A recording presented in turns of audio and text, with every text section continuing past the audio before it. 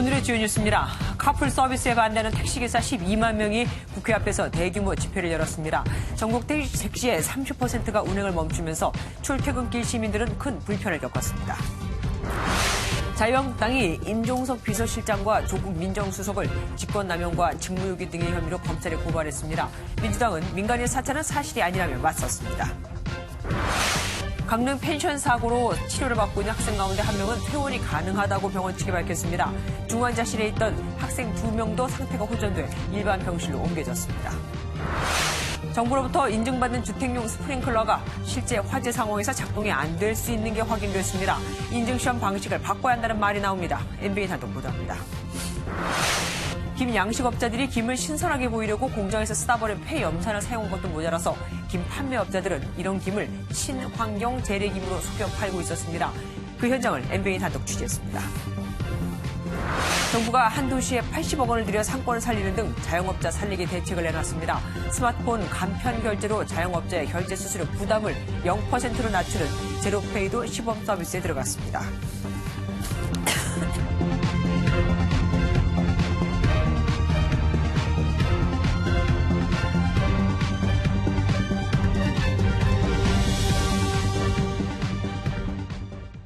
카풀 서비스를 반대하는 전국 택시기사들이 오늘 하루 파업을 선언하고 서울 여의도에 모였습니다.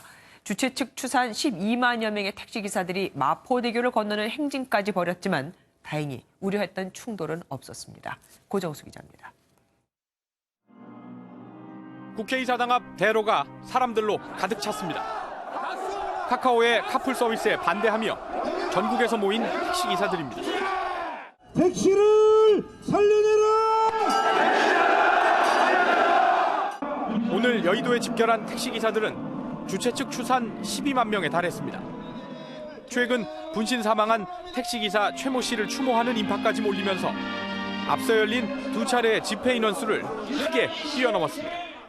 국회와 정부는 일체의 전향적인 태도 변화를 보이지 않고 실망과 분노를 금하지 않을 수 없다. 불법 카풀행은 즉각 중단돼야 한다. 여당이 주도하는 사회적 대타협 기구에 집회를 주관한 택시단체가 참여하겠다고 했지만 집회는 시종일관 강경한 분위기였습니다. 추후 협의 일정조차 잡지 못할 만큼 가시적인 대책이 없다며 집회에 참석한 정치인들에 대한 야유도 쏟아졌습니다. 택시 조합원들은 통제된 마포대교 편도 4차로를 따라 행진을 이어갔습니다. 하지만 우려됐던 물리적 충돌이나 다리 점거 등의 불법 행동은 없었습니다. 택시조합 측은 카풀앱 금지가 받아들여지지 않는다면 집회를 계속 이어나가겠다고 밝혔습니다. 사회적 대타협 기구의 참여 주체와 운영 방안 등에 대한 구체적인 논의는 다음 주 본격적으로 진행될 전망입니다. MBN 뉴스 고정수입니다.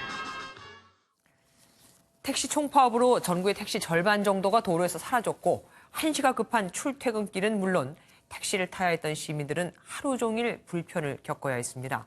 택시업계가 택시를 대중교통으로 인정해달라고 시위하면서 대중의 발을 묶어버린 셈이 됐습니다.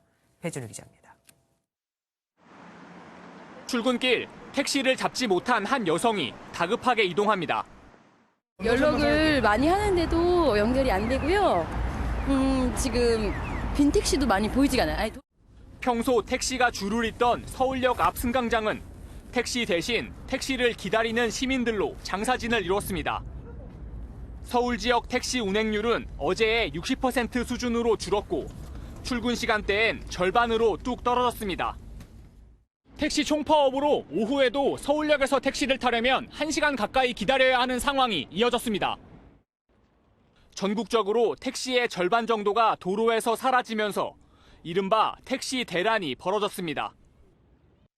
인천에서도 버스와 택시가 뒤엉켜 아수라장이던 대로가 한산해졌고 승강장은 텅 비었습니다. 좀 불편한 게 아니라 많이 불편하지요, 모두. 지금 30분째 한 40분 지금.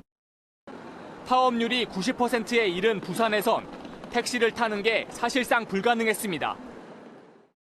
바로 급하게 가야 되는데 전철로는 좀 답이 안 나오고 택시로 가야 되는 상황인데 지자체마다 시민 불편을 줄이려고 출퇴근 시간대 대중교통 운행을 늘리고 막차 시간도 1시간 연장했지만 불편을 막기엔 역부족이었습니다.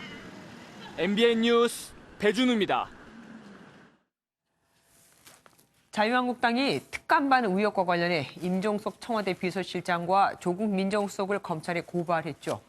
청와대는 이제 전 특감반원 김태우 수사관에게 대응을 하지 않기로 했는데 한국당이 이렇게 나서니 고민이 많이 될 겁니다. 권영범 기자입니다.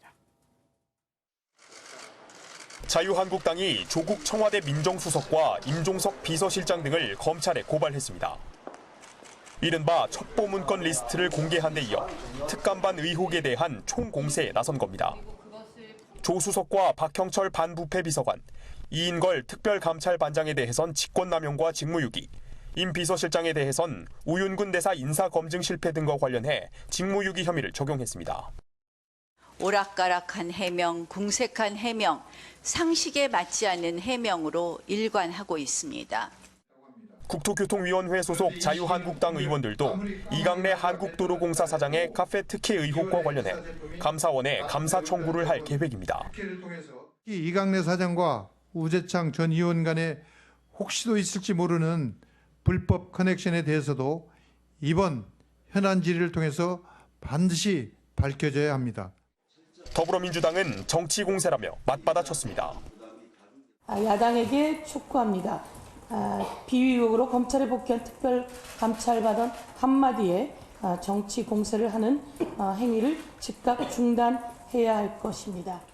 청와대는 자유한국당의 고발에 대한 유감 표명이 자칫 대립구도로 비칠 수 있어 공식 입장은 내지 않기로 했다고 밝혔습니다. MBN 뉴스 권용범입니다. 상부 지시를 받아 민간인 동향 보고를 했다고 폭로한 김태우 수사관. 하지만 특감 반원 시절에는 생각이 달랐었나 봅니다. 지난 10월엔 조국 민정수석에게 이번 정권에서는 힘든 일을 안 시켜서 좋다며 감사함을 표했다고 하거든요. 힘든 일이라는 게 뭘까요?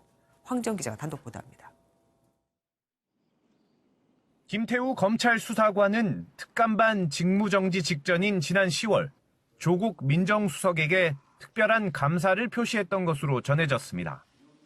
청와대 관계자는 조 수석이 주재한 오찬에서 특감반 활동이 어떠냐는 질문에 김 수사관은 전 정권 특감반 때는 힘든 일을 시켰었는데 지금은 그렇지 않아서 좋다고 답했다고 말했습니다. 이 대화는 같은 특감반원 등 약 10명이 모인 자리에서 이루어졌고 당시 오찬을 함께했던 복수의 청와대 관계자들도 들었다고 인정했습니다. 이 중 한 관계자는 여기서 힘든 일이란 특감반원 권한 밖의 일을 의미하는 것으로 들렸다고 전했습니다. 이와 관련해 김 수사관은 민간인 동향 보고와 관련한 상부의 지시를 받았다고 주장한 반면 박형철 반부패 비서관은 권한 밖의 일이라며 수차례 제지했었다고 반박했습니다. 김 수사관에게 발언 경위를 듣기 위해 전화했지만 연락이 닿지 않았습니다. 한편 김 수사관은 한 언론 인터뷰에서 텔레그램 메신저 등을 통해 특감반장 등 상관의 허락을 받았었는데 특감반장이 내 전화기를 가져가더니 대화 내용을 삭제했다고 말했습니다. 청와대 측은 첩보를 다루는 직원들은 관행적으로 자주 대화 내용을 삭제한다며 정상적인 업무 과정이며 강제성은 없었다고 밝혔습니다. MBN 뉴스 황지연입니다. 한편 검찰은 전직 특감반원인 김태우 수사관의 비위 의혹에 대해 전방위 조사에 착수했습니다.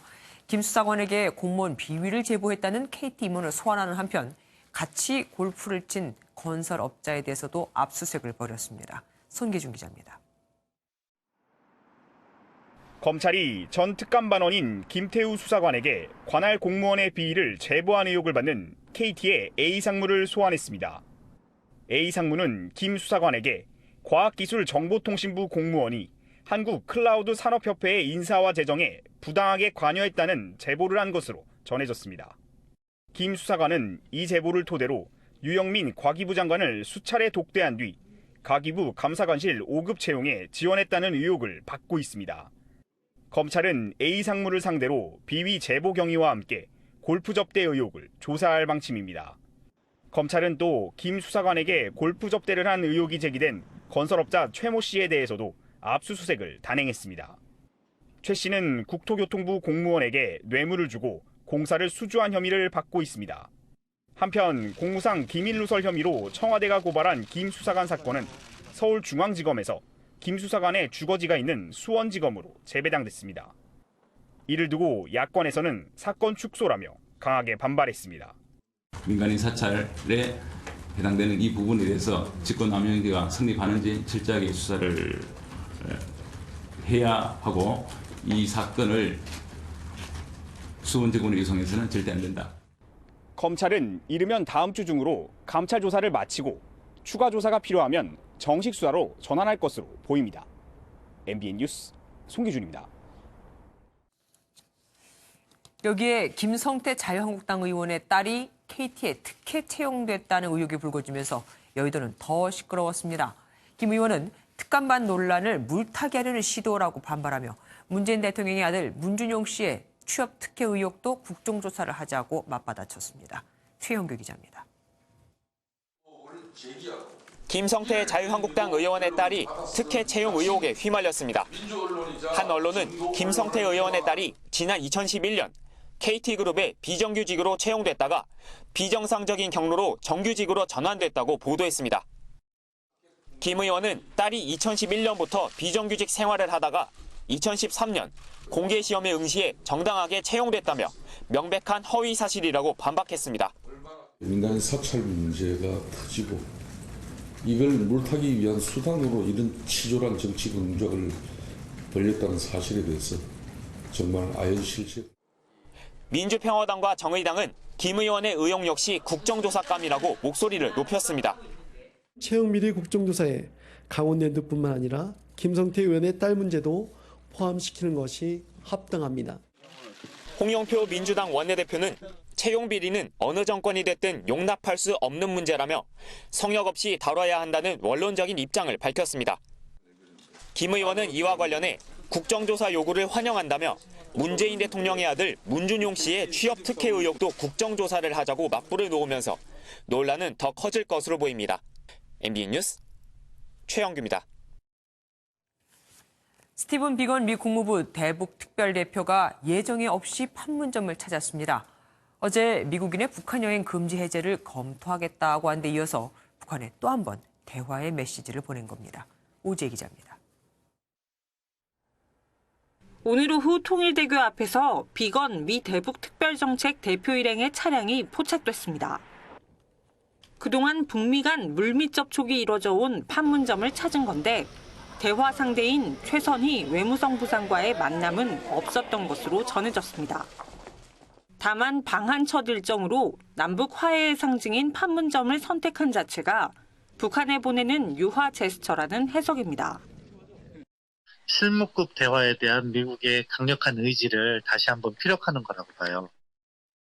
외교소식통은 비건 대표가 GP철수 등 9.19 남북 군사 합의서에 따라 달라진 현장을 직접 확인하고 싶어 했다고 전했습니다.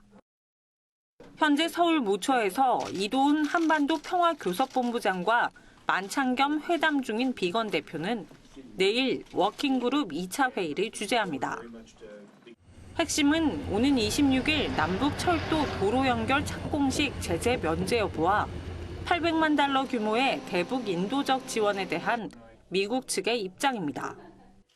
워킹그룹 회의에서는 그 여러 가지 제반 현안에 대해서 협의를 할 것이고요. 지금 말씀하신 그런 인도적 지원 문제에 대해서도 협의가 있을 것으로 예상이 됩니다. 한편 북한은 방한 중 비건 대표가 거듭 보낸 대북 유화 메시지에도 아직까지 침묵으로 일관하고 있습니다. MBN 뉴스 오지혜입니다. 국방부가 내년 8월 한국군 주도의 한미연합작전 운용 능력을 점검하기로 했습니다. 조기 전시작전권 전환을 위한 겁니다. 대체 복무제는 36개월이 현재 유력합니다. 연장현 기자입니다.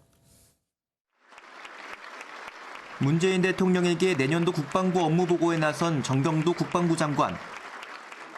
전시작전권 전환을 위한 한국군 작전 능력 검증을 내년 8월 실시하겠다고 밝혔습니다. 한국군 주도의 연합사 조직 편제를 적용해 연합 임무 수행 능력을 평가하는 겁니다. 연합 연습과 훈련은 한미가 긴밀하게 협의하여 훈련 규모와 방법 등을 결정하고 이를 통해 연합방위 태세가 이상 없이 유지되도록 하겠습니다. 또 매년 4월 실시했던 대규모 한미연합 야외기동훈련은 참가 병력과 장비 규모를 조정해 연중 실시하는 쪽으로 추진 중입니다. 정 장관은 또 조속한 시일 안에 남북군사공동위원회를 가동해 9.19 군사합의 이행을 착실히 수행하겠다고 강조했습니다. 이 밖에 논란이 있었던 대체복무제는 36개월을 유력하게 검토하고 있는 것으로 알려졌는데 복무기간 조정을 놓고 논란 소지가 있습니다. 문재인 대통령은 국방부 업무보고에 힘을 실었습니다. 남과 북은 9.19 군사 분야 합의를 이뤄냈고 남북 간 군사적 적대 행위를 중지했습니다. 우리 군의 강력한 국방력이 뒷받침되었기에 가능했습니다. 동시에 문 대통령은 아직은 잠정적 평화 단계임을 강조하며 항구적 평화 구축을 위한 노력을 당부했습니다. MBN 뉴스 연장현입니다. 참변이 일어난 펜션에서는 보일러 본체와 연통이 어긋난 채로 있었죠. 보통 보일러 본체하고 연통은 테이프로 감던지 나사를 연결하던지 해서 고정시켜야 하는데 이런 고정 장치가 없었다고 합니다. 보도에 노태영 기자입니다. 사고가 발생한 펜션의 가스 보일러입니다. 자세히 보면 연통 부분이 오른쪽으로 어긋나 있습니다. 가스 보일러와 연통이 연결된 부분을 고정하는 장치도 보이지 않습니다. 가스 보일러의 설치 검사 기준에는 배기가스가 누출돼 사람이 질식한 우려가 있는 곳에서는 클램프 등으로 연통이 이탈되지 않도록 해야 한다고 규정돼 있습니다. 밖으로 나온 연통 부분을 누군가 건드렸거나 고드름이 연통에 매달리면서 연결 부위가 어긋났을 가능성을 추정해 볼 수 있습니다. 날씨가 추울 때는 그게 이제 고드름이 얼어갖고 무게로 인해갖고 그게 어긋날 수도 있고. 경찰은 시공 당시 문제가 있었는지도 들여다보고 있습니다. 사고대책본부 관계자는 사고 펜션의 건물주가 지난 2014년 인터넷으로 보일러를 구매해 시공업체에 시공을 맡긴 것으로 안다고 밝혔습니다. 경찰은 시공업체가 자격증을 갖춘 곳인지를 조사하는 한편 보일러 본체와 연통에 묻은 지문을 채취해 감식을 벌이고 있습니다. MBN 뉴스 노태현입니다. 일산화탄소는 보일러 연통에서만 나오는 게 아닙니다. 밤 낚시를 하던 40대 남성이 1인용 텐트에서 부탄가스를 사용하는 휴대용 난로를 켜고 자다가 숨졌습니다. 강진우 기자입니다. 겨울 낚시트로 인기가 있는 경남 함안군의 한 저수지입니다. 어제 오후 이곳에서 낚시하던 40대 남성이 1인용 텐트 안에서 숨진 채 발견됐습니다. 부탄가스를 사용하는 휴대용 난로와 이를 통해 물을 데우는 온수 매트도 함께 나왔습니다. 가스통은 텅 비어 있었습니다. 경찰은 가스가 다 탈 때까지 일산화탄소가 텐트 안을 채운 것으로 보고 있습니다. 점심 때도 안 보이고 느낌이 이상해가지고 돌을 한 이만큼 쥐어서 던졌어요. 텐트 쪽으로 던져. 상위에 갈 때는 소리가 없는 거야. 119에 신고를 했죠. 사고 당일 저수지의 새벽 기온은 영하를 밑도는 추운 날씨였습니다. 밤샘 낚시를 즐기는 낚시꾼들은 야외에서 사용하는 휴대용 난로를 날이 추워지면 텐트 안으로 들고 들어가 몸을 녹입니다. 낚시터에 만연한 안전불감증이 또다시 화를 부른 겁니다. 먹고 자고 계속 며칠씩 있어요.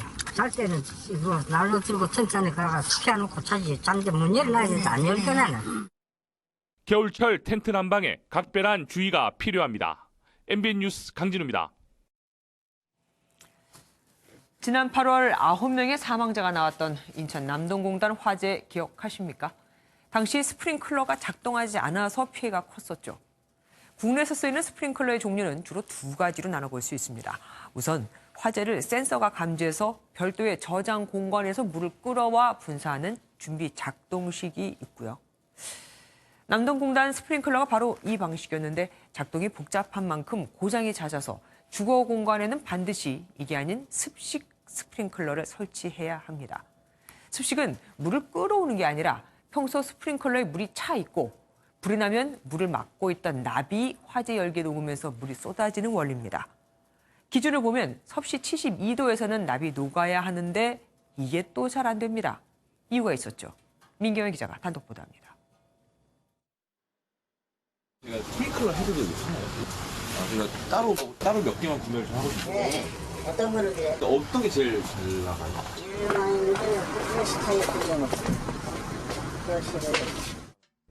시중에서 가장 보편적으로 판매되는 스프링클러 헤드 제품입니다. 국내 대부분 주택에 설치된 유형인데요. 과연 제대로 작동하는지 한번 실험해 보겠습니다. 실험 상자에 스프링클러 헤드를 설치하고 화재 상황을 가정해 뜨거운 바람을 공급했습니다. 헤드 온도가 점점 올라가고 내부에 나비노가 방울이 맺힙니다. 하지만 기준 온도 72도를 넘어서도 헤드는 떨어지지 않고 물은 졸졸 새는 정도에 그칩니다. 헤드가 완전히 분리되면 나타나는 정상적인 물줄기와는 확연히 다릅니다. 이른바 콜드 솔더링 현상이 나타나면서 정상 작동을 막은 겁니다. 화재가 발생해 열기가 올라오면 헤드를 붙잡고 있던 내부의 납이 서서히 녹으면서 한쪽에 틈이 생기고 이를 따라 저장된 물이 새어나오게 됩니다. 이때 새어나온 물이 납을 식히면서 더는 녹지 않아 헤드가 정상 분리되지 않는 겁니다. 실험에서도 물이 샘과 동시에 헤드 온도가 급격히 떨어지는 걸 확인할 수 있습니다. 화재 초기에 천천히 불길이 번지는 저성장기 화재에서 이 콜드 솔더링 현상이 자주 발생되는데 저성장기 화재라도 충분히 큰 화재로 번질 수 있기 때문에 생사를 가릴 수도 있는 스프링클러가 정작 불이 났을 땐 무용지물일 수 있다는 우려가 나옵니다. MBN 뉴스 민경영입니다. 그럼 방금 본 스프링클러 헤드는 불법이거나 불량 제품들일까요? 아닙니다. 어디까지나 소방용품 인증을 담당하는 한국소방산업기술원에서 멀쩡히 시험을 다 통과한 제품들입니다. 그럼 그 시험에 문제가 있다는 뜻이겠죠. 계속해서 김순철 기자가 단독 보도합니다. 소방 전문가들은 한국소방산업기술원이 실시하는 스프링클러 헤드 검사에 문제가 있다고 지적합니다. 실효성이 없는 시험을 하고 있는 거죠. 현황에 맞는 화재 시험이 필요하죠. 스프링클러 헤드 이탈을 시험하는 방식은 크게 두 가지입니다. 헤드를 액체에 넣고 이를 가열해 기준 온도인 섭씨 72도 부근에서 헤드가 이탈하는지 보는 작동 시험과 헤드를 실험통에 넣고 고열에 바람을 쏴 이탈 여부를 살피는 감도 시험입니다. 문제는 두 시험 모두 습식 스프링클러에 차 있어야 할 소방용수를 주입하지 않기 때문에 이 물이 헤드 이탈 과정에 미치는 영향을 실험할 수 없다는 겁니다. 이런 지적이 나오면서 기술원은 올해부터 소방용수를 직접 넣는 걸림 작동 시험을 도입했습니다. 그러나 이마저도 공업용 열풍기를 이용해 72도보다 서너 배나 높은 고온을 쏘는 방식이어서 실효성이 없다는 지적입니다. 이에 대해 기술원 측은 불이 나면 화염으로 인한 바람, 즉 기류가 발생해 헤드가 이탈하기 때문에 콜드 솔더링은 발생하지 않는다는 입장입니다. 실제 화재는 온도보다는 기류 영향이 화재는 정적인 게 아니란 말이에요. 그런 현상에서 발생하는 거죠. 하지만 전문가들이 실시한 실제 화재 실험에서도 헤드가 분리되지 않는 현상은 종종 발견된 바 있어 설득력이 떨어집니다. 선진국에서는 스프링클러에 대해 실화재 테스트를 적용하여 인증하는데요. 국내에서는 실화재 테스트가 없습니다. 이를 조속히 도입해서 화재 진압에 결정적인 역할을 하는 스프링클러 설치 시스템에 대한 전면적인 점검이 필요해 보입니다. MBN 뉴스 김순철입니다. 김 양식업자들이 김에 붙은 잡티를 없애려고 사용이 금지된 염산도 모자라 공장에 쓰다 버린 폐염산을 쓴다고 보도를 해드렸는데 점입 가경입니다. 김 가공 판매업자들은 이 김을 친환경 재래김이라며 팔고 있었습니다. 먼저 강세웅 기자가 단독 보도합니다. 전국 김 양식장의 80%가 모여있는 남해 앞바다. 김을 세척하는데 공장에서 쓰다 버린 폐염산이 사용되고 있습니다. 혈기체분한 염산을 쓸 수밖에 없는 것이 가격도 싸고 이렇게 생산된 김은 위판을 거쳐 전국 김 가공 공장으로 팔려나갑니다. 기사님, 이 트럭은 어디로 가는 거예요? 저쪽에 해남, 무안, 강진, 부산도 가고 충남도 가고 서천도 가고. 그런데 이런 김이 친환경 김으로 둔갑되고 있습니다. 한 수협의 인터넷 쇼핑몰. 염산을 쓰지 않고 햇빛에 건조했다는 재래김이 판매되고 있습니다. 기자가 해당 수협에 가봤습니다. 소장 창고에 있는 재래김을 확인하려 하자 말이 바뀝니다. 저 이름만 요즘 그렇게 붙이는 거예요. 옛날 그런 방식으로는 요즘에 거의 안 나오죠. 염산으로 세척한 김을 공장에서 기계틀에 넣어 표면이 거친 재래김처럼 만드는 겁니다. 가격은 일반 김보다 2배가량 비쌉니다. 우리만 쓴다는 우리가 나쁘죠. 뭐든 다 쓰고 있는데 왜 우리한테만 와갖고 재래. 수염마저 소비자들의 믿음을 저버리고 있습니다. MBN 뉴스 강세훈입니다. 원래 친환경 재래김에는 파래가 좀 섞여 있죠. 그런데 김을 염산으로 세척하면 파래가 모두 다 없어집니다. 그럼 친환경이 아니라는 게 드러나겠죠. 그래서 염산으로 떼어낸 파래를 일부러 다시 붙입니다. 노승환 기자가 단독 취재했습니다. 한 소비자에게 친환경 재래김을 사는 이유를 물어봤습니다. 재래김이 더 나아요. 기간도 좀 길고요. 맛도 좀 괜찮아요. 과연 그런지 제조 현장을 추적했습니다. 전남의 한 항구. 인부들이 배에서 묵직한 자루를 트럭에 옮깁니다. 자세히 보니 파래입니다. 트럭이 간 곳은 허름한 김 가공 공장. 작업자가 염산으로 세척한 김에 파래를 조금씩 떼어 넣습니다. 염산을 썼다는 걸 숨기려고 파래를 조금씩 섞는 겁니다. 그게 소비자를 속인 건데. 이런 김이 자연적으로 파래가 섞이는 친환경 재래김으로 둔갑되는 겁니다. 배추 같은 경우도 그 벌레가 먹으면 우리가 보기에 느끼기 이거 유기농으로 해서 농약 안 치고 해서 이렇게 있는 거라고 좋다 안 그럽니까? 근데 그런 것을 눈속이고 하는 거죠. 염산을 쓰지 않고 햇빛에 자연 건조하는 재래김은 전체 김 생산량의 5%도 안 됩니다. MBN 보도 이후 해양수산부와 해경은 강력한 대책을 마련한다고 했지만 바다에선 여전히 불법으로 염산이 마구 뿌려지는 건 물론 일부 양식업자는 소비자를 속이기까지 하고 있습니다. MBN 뉴스 노승환입니다. 최저임금 인상과 경기 불황으로 자영업자의 불만이 점점 커지자 정부가 이들을 위한 대책을 내놨습니다. 문재인 정부 들어 벌써 5번째입니다. 우선 죽은 상권을 살리기 위해 2022년까지 한 도시당 80억 원을 지원해 상권 30곳을 개발합니다. 소상공인 전용 상품권도 대폭 확대하기로 했는데 지역사랑 상품권과 온누리 상품권을 올해 1조 9천억 원에서 2022년 18조 원까지 10배 가까이 늘려서 발행합니다. 소상공인들에게 자동 김반마리 기계, 자동 초밥 제조기 같은 자동화 시설도 이런 설비도 구축할 수 있게 2천억 원의 자금도 지원하고요. 또 제로페이에 포인트제를 도입해 자영업 점포에서 사용할 수 있는 국민 포인트제를 시행할 거라고 합니다. 소비자에게 별로 이익이 없다. 그래서 별로 가입을 안 한다는 비난을 의식한 듯합니다. 이수아 기자가 보도합니다. 서울의 한 카페입니다. 스마트폰으로 결제하니 미리 등록된 은행 계좌에서 카페 주인 계좌로 돈이 바로 이체됩니다. 이렇게 가맹점 QR코드를 은행이나 간편 결제 앱에 찍으면 결제가 가능합니다. 신용카드 결제보다 수수료가 크게 줄었다는 게 장점입니다. 제로페이로 결제하면 연매출 8억 원 이하 매장은 0%, 12억 원 이하는 0.3%만 내면 됩니다. 카드 결제 수수료보다는 최대 1.4%포인트 낮습니다. 영업이익의 약 30%, 많게는 50%까지 차지하는 이 카드 수수료를 우리가 제로페이가 제한하는 것처럼 제로화가 될 수 있다면 엄청난 힘이 될 거라고 생각합니다. 소비자에게는 내년부터 40% 소득 공제 혜택이 적용됩니다. 소비자들도 좋을 것 같고 소비자도 적극적으로 찾고 소상공인분들도 편리하게 이용할 수 있도록 확대되지 않을까. 하지만 가맹률은 서울시 전체 매장의 3%에 불과한 상황입니다.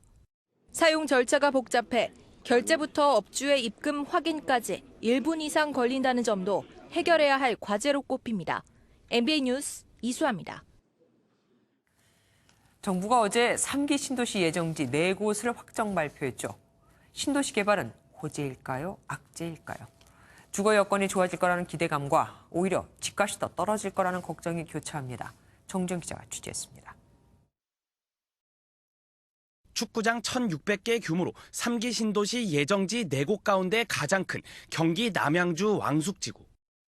주민들은 신도시가 들어서면 주거 환경이 대폭 개선될 것이라며 무엇보다 수도권 광역급행철도 GTX에 대한 관심이 높았습니다. GTX가 들어오면 교통도 편리하고 더 살기가 좋아질 것 같아서 기대가 큽니다. 반면 악재라는 목소리도 터져나옵니다. 올해 서울 집값이 6.92% 오르는 동안 오히려 0.46% 하락한 남양주에 대규모 단지가 또 들어서면 집값 하락은 불보듯 뻔하다는 겁니다. 약세도 보일 것 같고 전세값도 많이 떨어질 것 같고요. 지금도 전세가 많이 떨어져 있는데. 서울 집값은 불패 분위기가 감지됩니다. 3기 신도시의 청약 1순위 자격이 해당 지역 주민에게 먼저 돌아가는 데다 외곽 공급으론 서울 도심 수요를 흡수하는 데 역부족이기 때문. 여기에 3기 신도시가 주로 의존하는 GTX 완공은 입주보다 늦어질 가능성이 높아 보입니다. 과연 이런 신도시의 개발 입주 시기와 그리고 광역교통망의 확충이라는 것이 딱딱 맞아떨어지게 어려움이 있지 않을까 그렇게 우려되는 면이 MBN 뉴스 정주영입니다. 암초는 이것만이 아닙니다. 토지 수용을 해야 하는데 안 팔겠다는 움직임이 벌써부터 감지되는가 하면 서울 강남의 공공주택 예정지 주변에서도 불만의 목소리가 터져나오고 있거든요. 2기 신도시도 이런저런 이유로 10년 가까이 걸렸는데 3기 신도시도 쉽지 않아 보입니다. 신동규 기자입니다. 정부가 발표한 3기 신도시 부지 가운데 서울과 가장 가까운 경기 과천지구입니다. 사업을 추진하려면 정부가 토지를 수용해야 하는데 지금까지 그린벨트로 묶여있던 이곳 땅 주인은 팔 생각이 없다고 잘라 말합니다. 안 팔아요. 뭐 누구 말 들으면 뭐 반값도 안 준다니 뭐 이렇게 속했는데 나 그래는 나 죽으면 죽지 안 된다 그러고. 주민들이 대책위원회를 꾸려 집단 행동을 벌일 분위기도 감지됩니다. 땅 주인들이 워낙 완고한 입장이어서 앞으로 토지 수용 절차가 순조로울지는 미지수입니다. 서울시가 도심 자투리 땅에 집을 공급하겠다는 계획도 난관이 예상됩니다.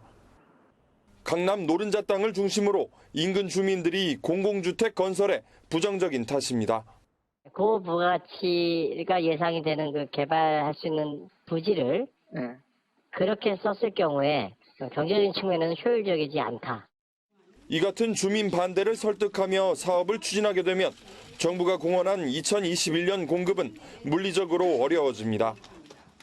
2003년에 추진된 2기 신도시가 제대로 자리를 잡기까지 최소 7에서 8년이 걸렸다는 점도 우려를 더하고 있습니다. MBN 뉴스 신동입니다.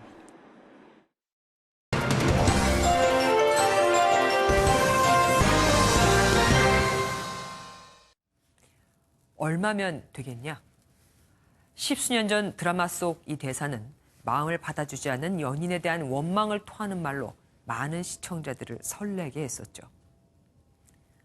하지만 현실에서는 그리 낭만적이지도 설레지도 않는 말, 주로 죄 지은 사람이 많이 하기 때문일 겁니다. 4년 전 지적장애가 있는 친딸을 성폭행한 아버지에게 법원은 징역 10년에서 7년으로 감형을 해줬고, 같은 해 10대 아르바이트생을 성추행한 사장 역시 징역 2년의 실형에서 집행유예 4년으로 감형이 됐습니다. 이유는 모두 피해자와 합의를 했기 때문인데, 양형 기준상 성범죄에서는 피해자가 가해자의 처벌을 원치 않는다라고 하면 이를 고려해 반드시 형을 깎아주도록 돼 있습니다. 때문에 성범죄 형사사건에서 이렇게 감형된 경우는 전체 42%로 초범으로 감경된 경우인 34%와 진지한 반성으로 감경된 19%에 비해 훨씬 더 많습니다. 그러니 가해자들은 어떻게든 형량을 줄이려고 온갖 수단을 동원해 얼마면 되겠냐를 외치고, 피해자 역시 오랜 재판으로 인한 피로감과 금전적으로라도 피해 보상을 받고 끝내자 하는 생각에 합의를 해줘 버리는 겁니다. 이를 두고 일부에선 애초부터 돈을 바라고 한 거 아니냐 하며 꽃뱀 취급까지 당하는 2차 피해가 발생하기도 하죠. 법적으로 합의는 피고인이 자신의 범행을 진심으로 뉘우치는 걸 전제로 합니다. 변호인과 가해자는 피해자를 비롯해 그 가족도 직접 만나서는 안 되고 합의를 강요해도 안 되죠. 그럼에도 가해자를 구제해준다며 광고까지 하는 변호사들의 합의를 했는지 돈은 입금됐는지 그 조건만 따지는 판사가 대부분인 게 현실입니다. 지난 7월 한 재판장에서 강제추행 혐의로 구속된 피의자가 합의를 운운하자 재판장이 크게 호통을 쳤다죠. 합의하면 다 해결된 거냐고요. 이런 판사가 한 명쯤 있다는 걸 그나마 다행으로 여기면서 살아야 하는 건지 모르겠습니다. 뉴스초점이었습니다.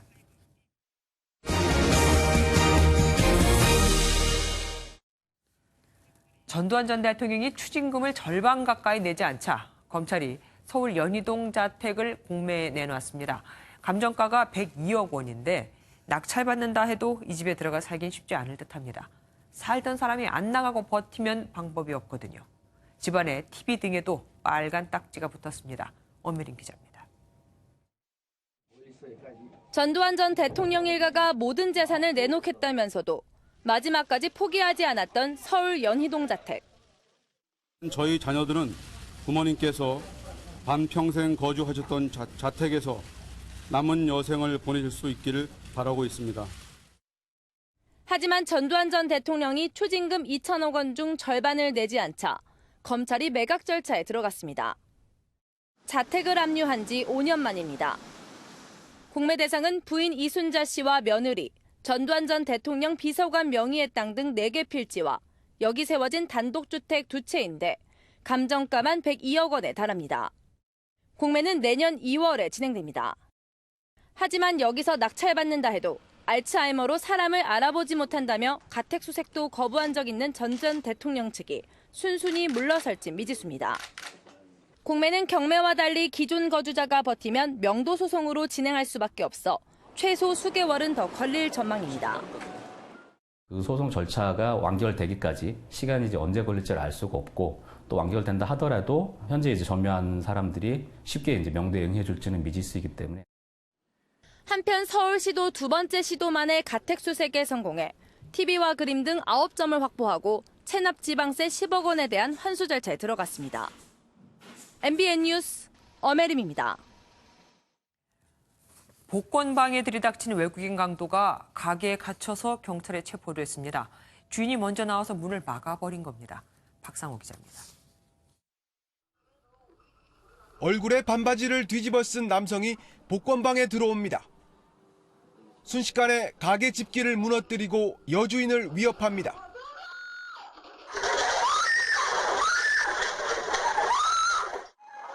다른 손님이 들어오려고 문을 여는 순간 여주인이 소리를 지르며 도망칩니다.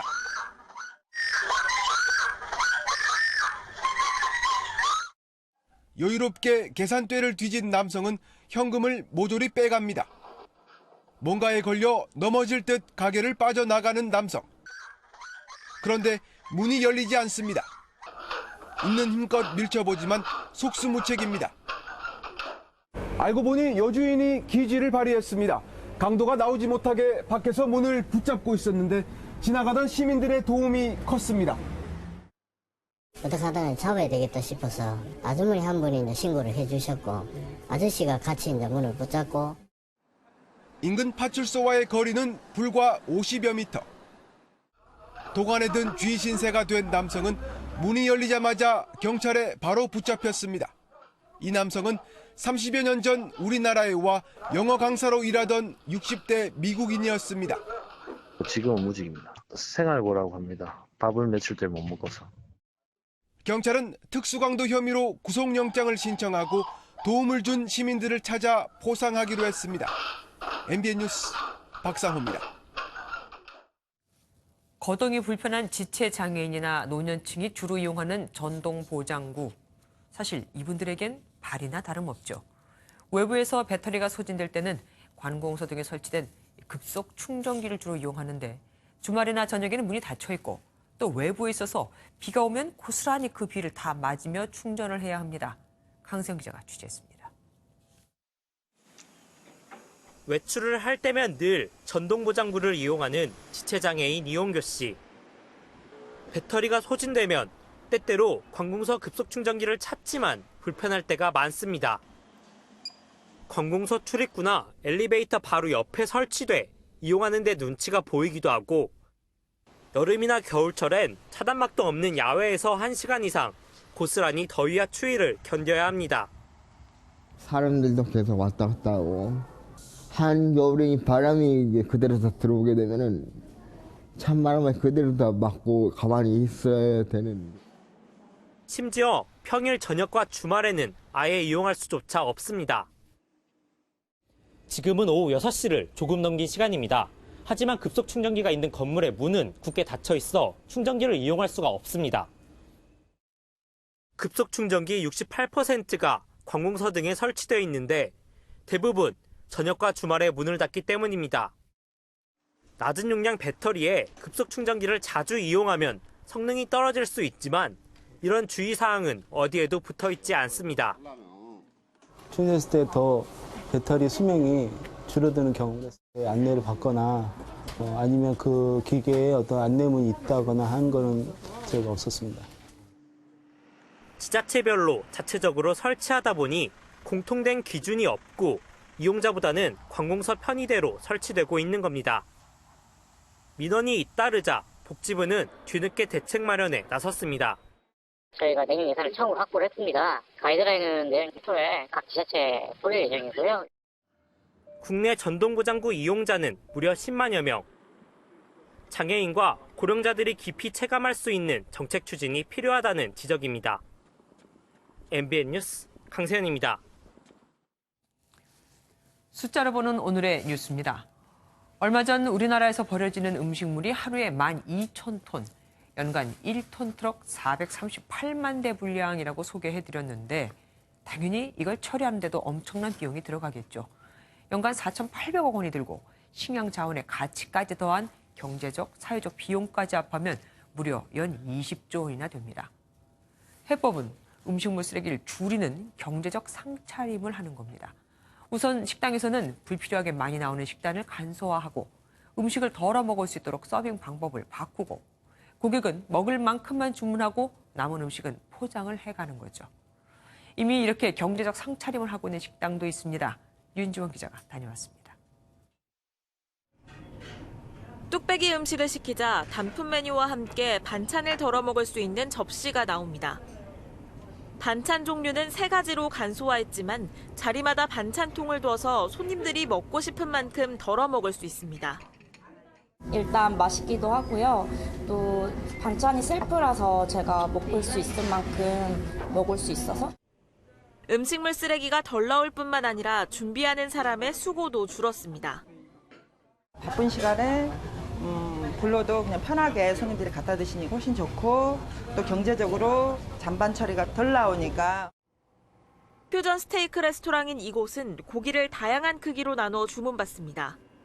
적게는 100g 미만까지 손님들이 먹고 싶은 만큼 시키도록 해 남는 음식을 줄였습니다. 또 발주를 매일 해 식재료 낭비를 줄이고 있습니다. 재고를 적게 갖고 가기 때문에 그만큼 손실이 적어서 음식물 쓰레기가 적게 나오게 되겠고요. 또 그만큼 또 신선한 재료를 또 손님들께 제공할 수 있어서 모두 경제적 상차림을 실천하고 있는 식당들입니다. 음식물 쓰레기가 주는 만큼 외식업주들의 비용 부담도 줄일 수 있습니다. 전통적인 상차림이 식재료를 많이 쓰는 상차림이기 때문에 외식업주가 부담을 많이 느끼고 있습니다. 그래서 그 식재료를 좀 줄이기 위해서 꼭 필요한 음식만 담는. 경제적 상차림은 식당뿐만 아니라 환경에도 도움을 주는 만큼 적극적인 실천이 필요합니다. MBN 뉴스 윤지원입니다.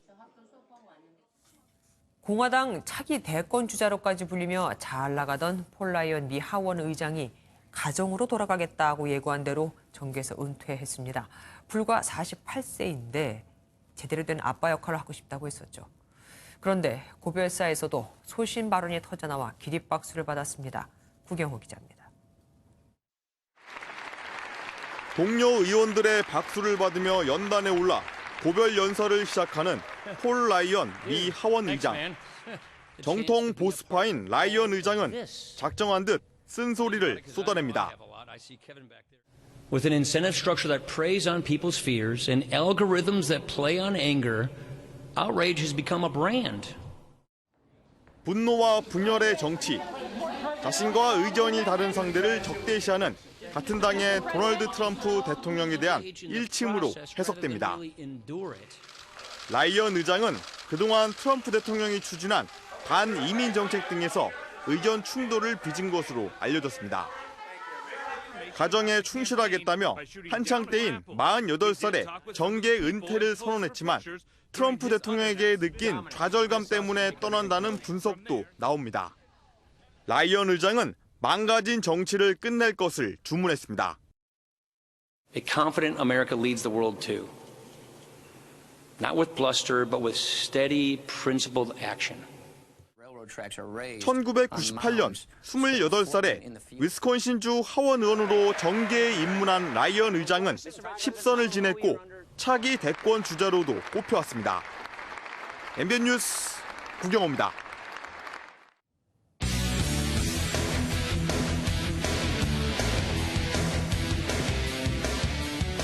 안녕하십니까. 스포츠 뉴스입니다.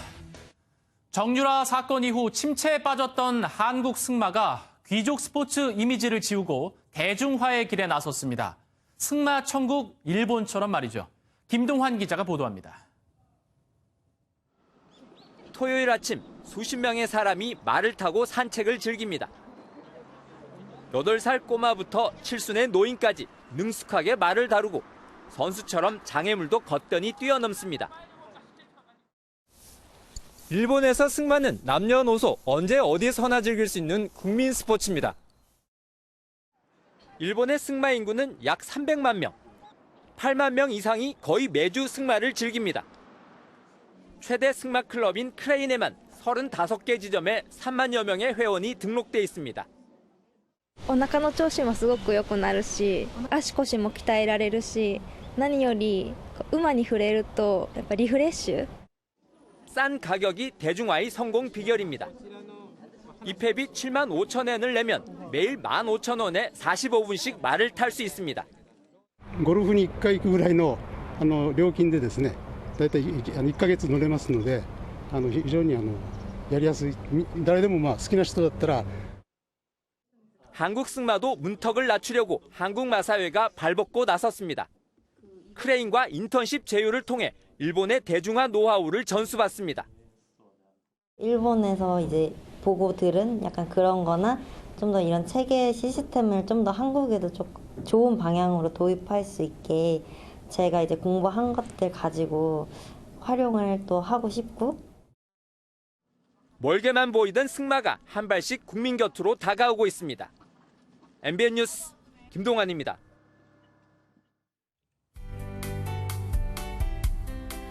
이번 주 내내 미세먼지가 계속되고 있습니다. 오늘 몸에 더욱 해로운 초미세먼지 농도가 높게 나타나면서 경기와 충청, 호남에도 초미세먼지 주의보가 내려졌는데요. 내일도 충청과 호남은 오전까지 미세먼지 농도 매우 나쁨 단계까지 오르겠고요. 그 밖에 강원 영동을 제외한 전국의 미세먼지 농도 또한 나쁨 수준을 유지하겠습니다. 추위는 주춤한 가운데 내일도 서울은 종일 영상권을 보이겠습니다.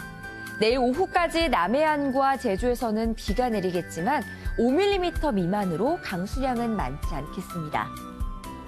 당분간 온화한 남동풍이 계속 불어들어오면서 포근한 날씨가 이어지겠습니다. 내일 중부지방 서울의 낮 최고 기온은 9도, 대전은 13도까지 오르겠습니다. 남부지방 광주는 한낮에 17도를 가리키면서 평년보다 9도가량이나 높겠습니다. 특히 동쪽 지역을 중심으로는 대기가 매우 건조한데요. 산불 등 화재가 나지 않도록 주의하셔야겠습니다. 다음 주부터는 기온이 다시 내려갈 전망입니다. 날씨였습니다. 뉴스팔이 선정한 이 한 장의 사진입니다. 안녕 티모시, 나는 미국 텍사스에 사는 77세 할아버지야. 이렇게 시작된 편지로 10년간 가난한 필리핀 소년을 후원했던 이는 지난달 타계한 조지 허버트 워크 부시 전 미국 대통령입니다. 그의 남몰래 행해온 선행이 공개된 건데 혹시나 이 소년에게 해가 될까 조지 워커라고만 자신을 소개했고 소녀는 17살이 돼 후원 프로그램이 끝나고 나서야 그가 부시 전 대통령이었다는 걸 알게 됐죠. 한때 세계 정세를 움직였던 사람, 세상을 떠난 후에도 끊임없이 나오는 미담으로 세계인의 마음을 움직이고 있습니다. 뉴스팔 여기서 마치겠습니다. 함께해 주신 여러분 고맙습니다.